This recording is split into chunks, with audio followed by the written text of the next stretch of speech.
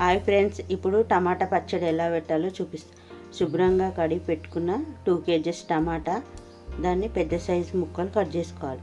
ఇప్పుడు స్టవ్ పైన ఒక బౌల్ పెట్టి అందులో వేసుకొని ఉడికించుకోవాలి. ఇప్పుడు నేను 2 కిలోల టమాటాకి 1/2 కిలో చింతపండు నారలు తీసేసి నీట్గా పెట్టుకున్నా. ఇప్పుడు ఒక 2 నిమిషాల తర్వాత అందులో మనం ముందుగా శుభ్రంగా చేసి పెట్టుకున్న చింతపండును వేసుకోవాలి.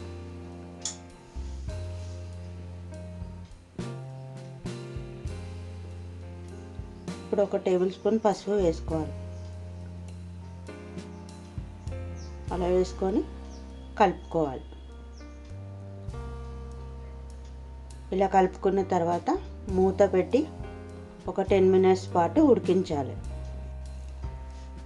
ఇట్లా ఉడికినాక తీసి ఇప్పుడు మూత పెట్టొద్దు. ఇప్పుడు కలుపుతూ ఉండాలి. ఒక 3-4 టైమ్స్ మధ్య మధ్యలో కలుపుతూ ఉండాలి, లేకపోతే మాడిపోతుంది.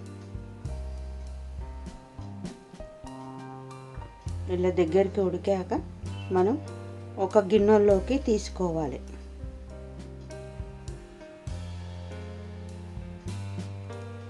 ఇలా ఒక గిన్నెలోకి తీసుకొని చల్లార్పుకోవాలి. ఇప్పుడు కొద్దిగా తీసుకొని మిక్సీ గిన్నెలోకి వేసుకోవాలి. అలా వేసుకొని 1 పావు కారం, సగం పావు సాల్ట్, కల్లుప్పు తీసుకుంటే టేస్ట్ బాగుంటుంది. ఇప్పుడు ఒక గుప్పెడు ఎల్లిపాయలు అలా వేసుకొని మిక్సీ పట్టుకోవాలి. మెత్తగా పట్టుకొని ఒక బౌల్లోకి తీసుకోవాలి. మిగతాది కూడా అలాగే చేసుకొని ఒక బౌల్లోకి వేసుకొని ఒకసారి కలుపుకోవాలి. ఇప్పుడు స్టవ్ పైన ఒక గిన్నె పెట్టి ఇప్పుడు 2 కిలోల టమాటాకి 1/2 కిలో ఆయిల్ పడుతుంది.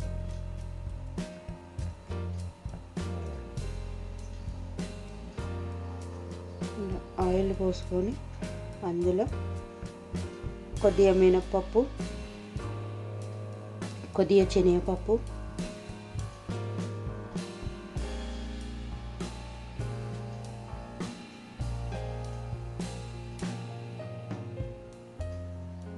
కొన్ని ఎల్లిపాయలు,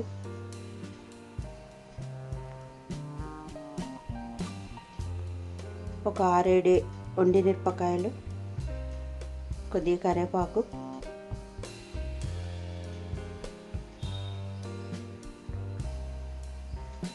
ఇలా కొద్దిగా కాలినాక కొంచెం జీలకర్ర ఆవాలు వేసుకోవాలి.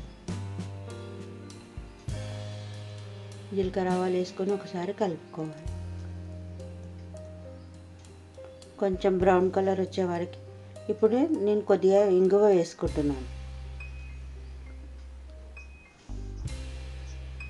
వేసుకొని ఒకసారి కలుపుకోవాలి.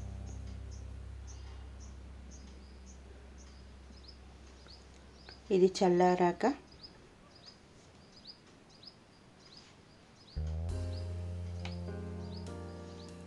కొంచెం పసుపు,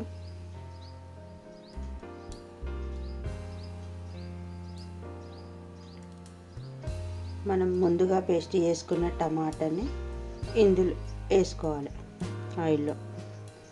అలా వేసుకొని ఒక 5-10 మినిట్స్ పాటు ఉడికించాలి.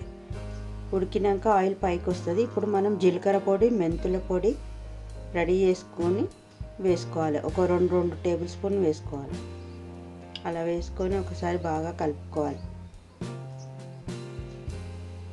కొద్దిసేపు ఉడికిస్తేనే ఇది 3-4 మంత్స్ పచ్చడి ఖరాబ్ కాకుండా బాగుంటుంది.